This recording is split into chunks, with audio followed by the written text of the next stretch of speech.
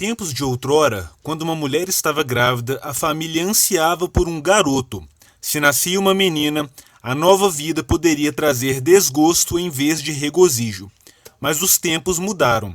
Hoje, após décadas de doutrinação feminista e ataques ao homem, à masculinidade e a um patriarcado que não mais existe, a situação se inverteu. As mulheres, vistas como seres imaculados, são responsáveis por 71% dos homicídios contra seus próprios filhos. Além de serem também as principais responsáveis pela violência infantil, a violência materna é mais direcionada a garotos do que garotas. Vamos dar uma olhada nas estatísticas. So let's look at women's role in child abuse. So biological mothers are 3 times more likely to commit abuse against a child than biological fathers. Here we go. See, this is a graphic for those on just the audio. So victims by parental status of perpetrator. This is from 2001. So mother only, 40.5%. Father only, 17.7%. Mother and father, almost 20%. Mother and other, 6.4%. Father and other, only 1%. Non-parent perpetrators, 11.9%. And unknown or missing, 3.1%. Now, I know what you're going to say, and I know what you're saying to yourself already. What you're saying to yourself is, well, of course mothers abuse children more. That's because mothers spend a lot more time with children. That is exactly what I'm arguing against in this presentation. That knee-jerk reaction to making excuses for women, right? This is important. Whenever the statistics of violence point towards women, the first thing we instinctively do is to invent excuses for them. Well, because of this, or, you know, whenever I was reading the statistics about women in prison, so, well, a lot of these women were abused as children. Right. And a lot of the men in prison, most of the men in prison were abused as children too, but we don't hear that. So as soon as we come across anything which points the finger of responsibility, of aggression, of violence towards women, we immediately want to make up excuses. That is incredibly sexist. I don't want that kind of world for my daughter to grow up in. I want her to not get a free pass because she's a woman. I want her to get as much moral responsibility as we place on men. We either have to start making excuses for men to match the excuses we make for women, or we have to start imposing the same things on women that we impose on men. But we just have this incredibly sexist and condescending and paternalistic response to female immorality, which is to make excuses, to take away their moral authority, their moral responsibility. I won't do that. I'm too much respect for women to hold them to a lower standard, right? That soft bigotry of low expectations. Como podemos observar, as mulheres são as principais agressoras no tocante à violência infantil, o tipo mais repudiável de violência, pois crianças são seres inocentes e indefesos. Apesar desses dados, as pessoas insistem em dizer que a violência masculina é predominante e que a violência feminina não tem impacto na sociedade. Vamos dar uma olhada em como a sociedade feminista ataca garotos. Being a normal boy is a serious liability in today's classroom. Boys tend to be disorganized and restless. Some have even been known to be noisy and hard to manage. Sound like any boy you know? But increasingly, our schools have little patience for what only a couple of decades ago would have been described as boyishness. As psychologist Michael Thompson has aptly observed, girls' behavior is the gold standard in schools. Boys are treated like defective girls. Now, as a result, these defective girls are not faring well academically. Compared with girls, boys earn lower grades, they win fewer honors, they're far less likely to go to college. Boys are languishing academically while girls are prospering. In an ever more knowledge-based economy, this is not a recipe for a successful society. 3, zero out, zero tolerance. Boys are nearly 5 times as likely to be expelled from preschool as girls. And in grades K through 12, boys account for nearly 70% of suspensions. Now, this is often for minor acts of insubordination and sometimes for entirely innocent behavior. Hardly a week goes by without a news story about a young boy running afoul of a school's zero-tolerance policy. Josh Welsh, age 7, was recently sent home from his Maryland school for nibbling off the corners of a strawberry Pop-Tart into the shape of a gun. Josh, like many other boys punished for violating zero-tolerance policies, was guilty of nothing more than being a typical 7-year-old boy. We need to reverse the boy-averse trends. Male underachievement is everyone's concern. These are our sons. These are the young men with whom our daughters will build a future. If boys are in trouble, so are we all. I'm Christina Hoff Sommers at the American Enterprise Institute for Prager University. Ao contrário do que possa parecer, uma das pesquisadoras mais influentes sobre o tema é Christina Hoff Sommers, uma feminista de segunda onda que hoje se comporta mais como uma antifeminista, pois reconheceu que o feminismo se tornou um movimento supremacista radical.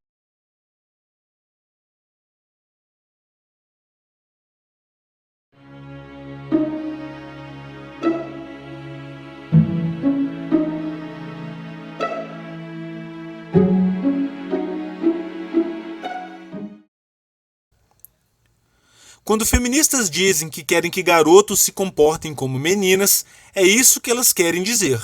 Welcome back to No Bullshit. Today we're taking a look at a video from Vice called Raised Without Gender. Let's check it out. Förra somras så kom det liksom jättemånga barn och liksom bara sa till mig, är du kille eller tjej, är du kille eller tjej? Så svarade liksom ingenting.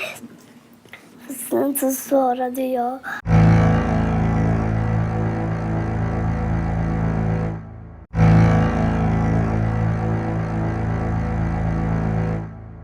Na cidade do Rio de Janeiro, já existem escolas que dizem para as crianças que eles podem ter o gênero que quiser e podem escolher usar o banheiro que quiser.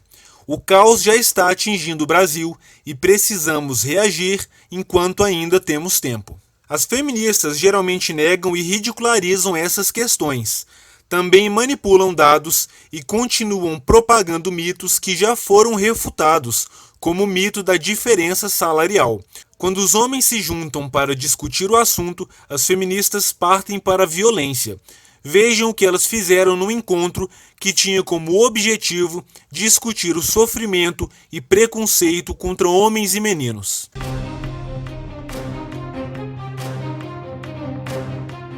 The local has endorsed this rally and has endorsed certainly and will join the U of T coalition against sexism.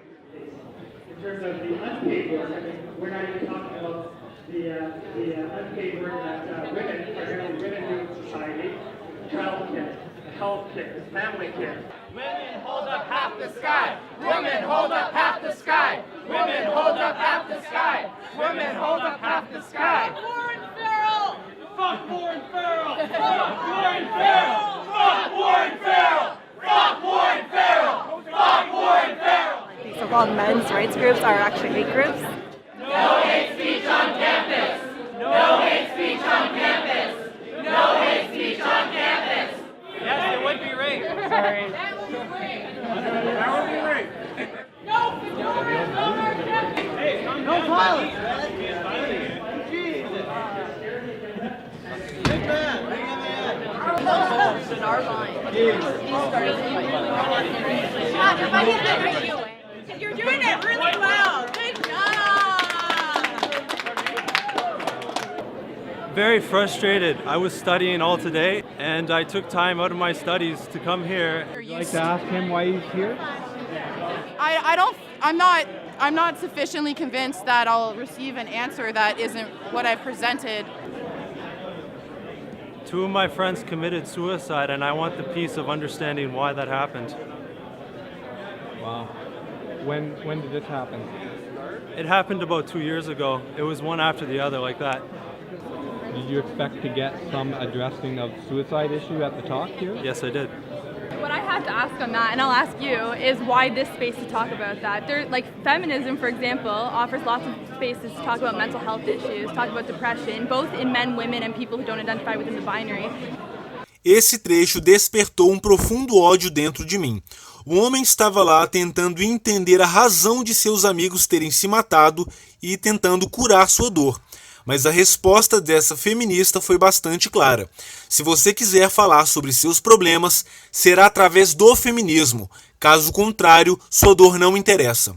Eles querem o monopólio do diálogo e da narrativa na sociedade. I think everybody's voice should be heard.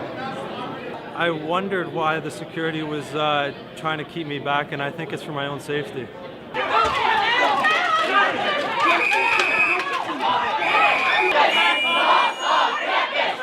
This is what men's rights look like. This is what men's rights look like. This is what men's rights look like. This is what men's rights. You're a murderer. You're fucking scum. Fuck you. They're fucking pigs. How do you sleep at night, man? You fuckers.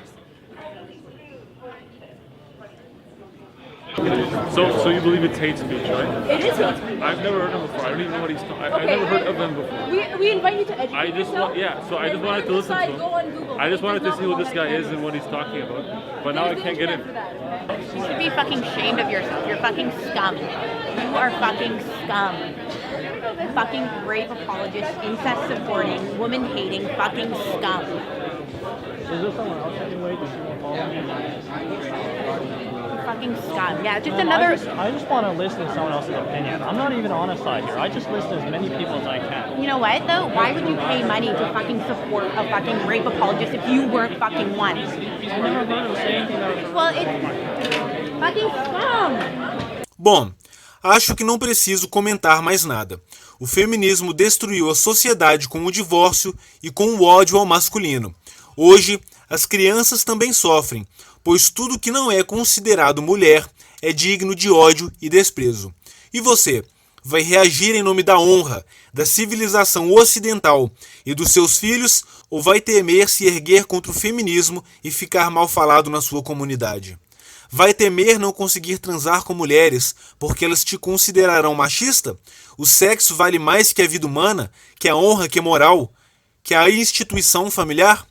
Vale mais que crianças inocentes sendo torturadas mentalmente em suas escolas e por uma sociedade misândrica? Seja homem, reaja!